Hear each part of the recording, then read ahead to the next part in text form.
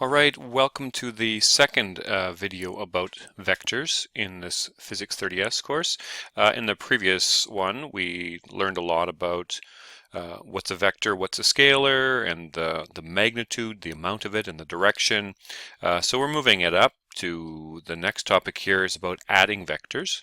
So how do we add two vectors together? We're going to start with an example about Eric, who leaves the base camp and hikes 11 kilometers north and then 11 kilometers east.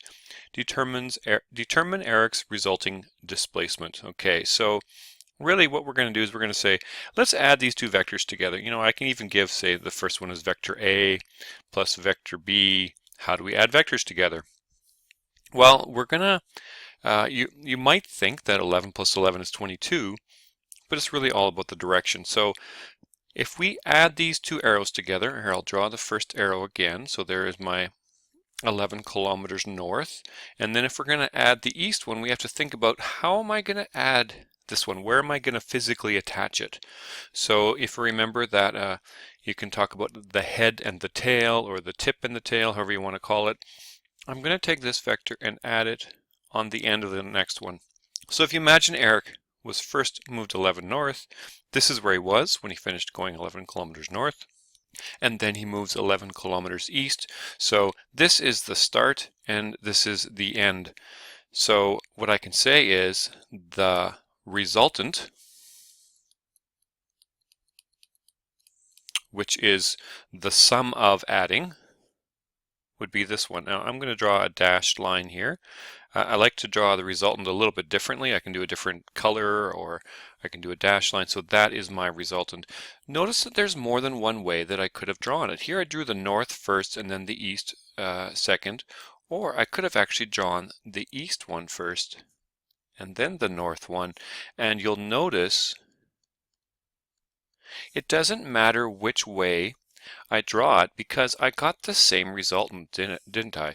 So the one thing I'm going to mention is the order doesn't matter, but doesn't matter.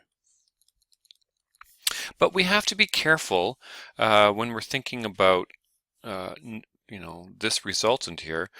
We have to be careful about how to determine the length of it and the direction of it. So let's think about this side of the triangle. Well, this one was 11, this one was 11, so my math here will be based on Pythagoras. And I'll say c squared is equal to a squared plus b squared, and that would be my side here, okay? And I think when I do my math, in case you're interested, I would get about 15.6 kilometers. But now when I'm thinking about the direction here, this angle here is going to be equal to 45 degrees. I have to be careful about how I'm talking about the angle because the angle inside the triangle isn't always exactly the same as the direction. So if I look at this resultant here and I just think about which direction it's going, if I'm going counterclockwise from east, it's nice to look at that angle there, and you'll notice that that angle wasn't in the triangle. So we kind of have to pay attention to the direction, and you're going to see that pattern in just a minute. So really the takeaway from our first example is, how do you add two vectors? Well, the order doesn't matter. You could do this tip to tail method, and the answer, we call that the resultant. So here's an example of adding tip to tail. There are three vectors, they're named A, B, C, and we're supposed to figure out which one is the resultant. Well, it looks to me like they've added C plus B if you look at the way the arrowheads are. So it's really C plus B, and the resultant is A. So the resultant is A. The vector equation is C plus B equals A. And the direction of the resultant, well, this direction here, if I'm sort of thinking about that direction, that would be some, I could say, north of east. Or another way I could say is that was in quadrant number 1. But the direction, it would be that amount of degrees. So when we're doing these vector addition, our mathematical tools are using Pythagoras, which is that c squared equals a squared plus b squared, and using SOHCAHTOA, and you remember that It really depends on which angle we're talking about. So if that was our angle, this would be the opposite side, that would be the adjacent side, and that would be the hypotenuse. All right, let's try an example here with a student that goes all these directions, 2 meters north and then 16 meters east and so on. And you know what, maybe if we sketch a little bit of a diagram for this. Okay, let's say we started here. Now, I'm not going to make a scale diagram. This is just a diagram to help us think about it. So first they went 2 north, and then they went 16 east, so quite a bit longer east here. That was 16. And then they go 14 south. So again, not to scale, I'm just kind of estimating. And then they go 2 west. And then they go 12 south, so even more south. And then they go 46 west. Okay, so they go 46 west. So way over here, and I know I'm not doing that far enough. So what does the resultant look like? Well, the resultant then would be starting from here, and it would go this way. Okay, some very large number. So our task is to figure out what that is. One way we can think about this is say, well, how much did it go south? Right, and how much did it go, in this case, east? And then we can use our trig, our Pythagoras and our SOHCAHTOA to figure it out. So how much south did it go? Well, we could do this from the diagram, and I think you could probably figure that out quite easily. I want to show you a way of sort of keeping track of this. So what I'm going to do is I'm going to say, well, I'm going to keep track of the north-south amounts. Actually, maybe I'll put east-west first. I'll keep track of the east-west ones first and the north-south ones here. And the reasons why I'm doing that is east-west is the x direction. So I'm really organizing it according to x and y. So I can either say east-west or north-south. Now I'm going to take each one of these. So 2 north would be here, and that would be, so that would be plus, minus, this would be plus, minus. I'll say this 2 north is plus 2, and I'll just give a check mark to say that I've done that one. I'll do all the north-south ones first. 14 south would be minus 14. Done that one. 12 south would be minus 12. Done that one. Okay, so I've done all the north-south ones. Now when I do east-west, 16 east would be, what, plus 16 over here. 12 west would be minus 2 over here, and then 46 would be minus 46 over there. So when I add these two together, what do I get? I get minus 24, and then here I get minus 32. So this work that we did right here, figuring out the sum of all the y directions or sum of all the north-south directions, that's the same as what the space in the worksheet was. This symbol here, that funny looking, I guess it looks like an E, is the Greek word sigma, which just means the sum of. So this means the sum of all the north-south. So this is where I could put my minus 24. And this one here, my east-west, that's where I can put my minus 32. And it may seem weird to say minus 24, so what does minus mean when we're talking about north-south? It means 24 south. So, or I can say 24 south, and here I can say 32 west.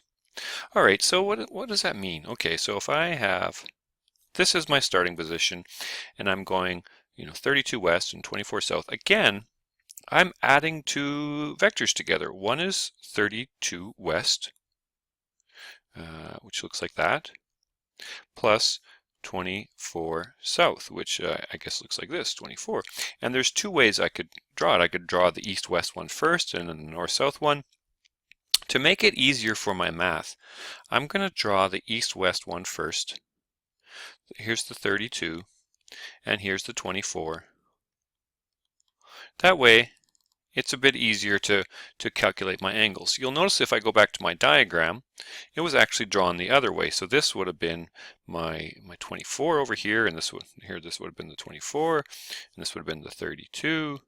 But I can also draw it this way, right? It's still the same amount. I'm going to draw this triangle that way. So this is 32. This is 24. So thinking about how to solve for this triangle, the overall displacement. In other words, what is the resultant? To figure out the resultant, we're going to use Pythagoras. We're going to say c squared is equal to 24 squared plus 32 squared. And I think I get a c of 40. If I want units, it would be 40 meters. And I wonder what direction it's going to be. Well, if I say, what is this angle inside the triangle? I know the opposite side is 24. I know the adjacent is 32. So I'm going to say that the tan is always equal to opposite over adjacent. So in this case, it's equal to 24 over 32. So theta is going to be equal to the inverse tan of that 24 over 32. And I believe my calculator says 36.9 degrees. So now we've got to be careful when we state our answer, and I kind of run out of room here. When we state our answer, we actually don't want to use that 36.9. We could say, I guess this is west and this is south. We could say 36.9 degrees south of west. That would be one way of saying it. Or when we think about this counterclockwise from east, here's the east and we're going that way, we would have to say 180 degrees plus 36.9. So if I add 180 to that, what would I get? 200 and, well, let's call it 217 degrees. So to state my answer, the overall displacement, I'll find a nice spot here, it would be 40 meters. When I do the direction, I like to do the at symbol to say what direction it's going at. 217 degrees counterclockwise from east. I know, it feels weird to say from east and it ends in a W, but that's the way we're doing it. Okay, I hope that made sense for you. I got a few more examples here. One is two vectors with magnitudes of 4 newtons and 6 newtons are being added. So clearly these are force vectors. What is the resultant? Well, I think a lot of people are going to go and say 10 newtons, but the problem is that it doesn't say anything about direction. So, no direction info given. No directions given. So there's more than one answer. So let's say they were both in the same direction. So we'd say this one is 4. How do you add vectors? Well, I would just add the next one here. And that clearly would be equal to, I'll just put my resultant like that. That would be the same thing as 10. That would be the same thing as if you went, one force went 4 in one direction, or if we did a force diagram, if we had a 4 like this, and if we had a 6 like this, that would be the same thing as a single one that was 10. But what if they're going opposite directions? What if we had a 4 this way, and then a 6 that went the other direction? We would end up getting a 2 in that direction, right? So there's many different things. One thing I could say is some common answers would be if they're going in the same direction, then it would be 10 newtons. If they're going opposite, then it would be 2. But really, it could be anywhere in between. Another common one is it could be at right angles. Then I have to use my calculator here, that 4 squared plus 6 squared, which is equal to 52, and then the square root of 52 is 7.2. But really it could be, the maximum would be 10 and the minimum would be 2, but otherwise it could be anything. All right, the next one says an airplane normally travels at 200 kilometers per hour. And I guess by normally, I mean if there's no wind. If it's not being helped or if it's not being hurt by the wind at all, it experiences a headwind. That's a wind that's going in the opposite direction of 50 kilometers per hour, then find its resultant velocity. Okay, so what we're going to do is we're going to say, okay, if it can go 200 kilometers per hour normally, but there's a headwind which is slowing it down, then that would be opposing it. So the resultant, well, really, what do? We subtract. So the answer is 150 kilometers per hour. Okay. I hope that makes sense. That's headwind. You would subtract. The other one, if you see the words tailwind. I know the direction, this question doesn't have it, but what happens if they had a tailwind? Well, then we'd have 200, and it would be helping it, and this is how we add it together. It would be the same thing as a single vector, which is 250. So a tailwind, the answer would have been 250 kilometers per hour. All right, next one. A pilot wishes to fly from an airport A to airport B. Airport B is located due west. Okay, I always have to think about my directions here. So this is east and this is west. So I guess that means that, so maybe this was where A is and B is located to the west of it. So maybe over here. There's the two airports. The aircraft flies at a speed of 320 kilometers per hour. Again, this is without the wind in the factor, okay? If the pilot is flying in a wind which blows out of the north, okay, so out of the north, so if this is north here, if it blows out of the north, then that means that the wind is kind of going this way. It's actually pushes the airplane south. So when we draw those arrows, it actually pushes it south. So here's the wind that's blowing, okay?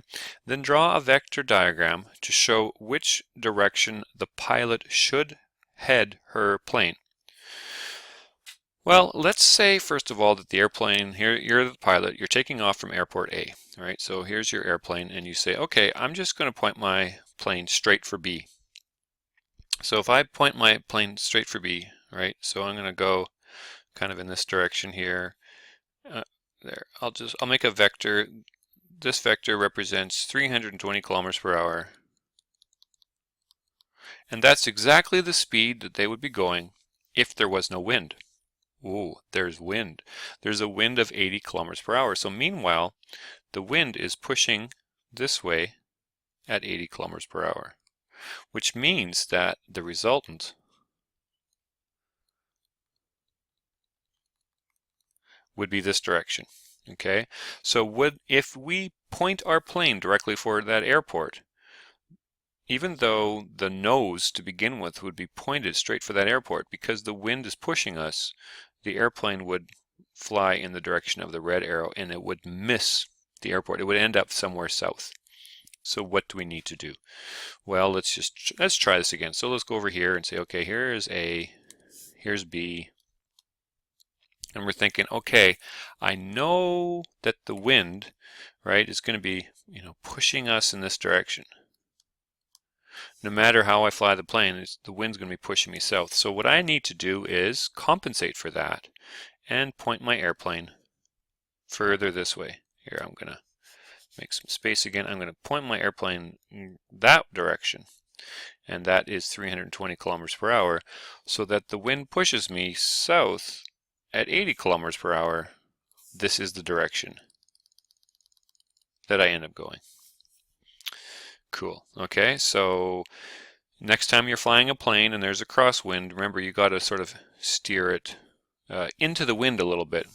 Another situation where is if you have a river and the river is flowing that way and you are on this side and you want to get to that side, what you got to do is again point your boat this direction. So as the river pushes you this way, that you actually travel straight across. It'll look a little funny because your boat will actually be pointing this direction and your motor might be pushing you that way, but you're actually going to be traveling straight across. So that's kind of cool. Vector A plus vector J would be equal to vector, well, let's think about this. Here's A. So we got A plus J. A plus J looks like, well, how do we add these things again? So I could say, okay, I could add them kind of tip to tail. So this one goes that way. Okay, so my resultant is going to be this one. Does that make sense? Sometimes when I look at these, what I think is, again, I kind of make a table for myself and I say, okay, so I can think about my X directions and my Y directions, and I got, let's look at A. A is going plus 1 in the x direction and not going in the y direction at all. So I don't know, let's leave that like that. J is, look at J here. J is going in the x direction minus 1, and then going the y direction, going up, plus 2. So my resultant, I will name the resultant R, is not going in the x direction at all, and is going in the y direction plus 2. And what does that look like, going in the x direction 0 and going in the y direction 2? It looks just like we looked at it, right? It just keeps track of it. And is there a vector in here that goes up like that? I think there is. So the answer would be equal to B. Dana jogs 5 blocks east. East is this way, 5. And then she jogs 8 blocks north. What was Dana's displacement? Well, I'm going to add these two together. I'm going to take the east-west one first, so that 5 one first, and then this 8 one. My resultant kind of goes like this. And again, I'm thinking about the direction of my resultant, and make sure you consider, when you consider the angles, like where the vector is starting from. Don't think about where it ends. Like, don't find an angle over there. You want to find an angle from where it's launching, what direction it's heading. So we're going to use Pythagoras to figure out that third side, and when I do my work, I think it's about 9.4. And then over here, when I figure out my angle, I'm going to use the 5 and the 8 instead of the 9.4 because you know, just in case there's some rounding errors and things like that. So I'm going to say that the tan of theta is equal to the opposite over the adjacent. So my angle is the inverse tan of that 8 over 5. And I get an angle of about, I think, 50 degrees. And so I'll state my answer and I'll say 9.4, what are the units? Blocks at, so this is a pretty straightforward one because it already is counterclockwise from east. So I can just say at 50 degrees. There's my answer, so my teacher can find it. Okay, so there's your MOPS, so you can work on those 3, 2, 3, and 4, and I will see you in class.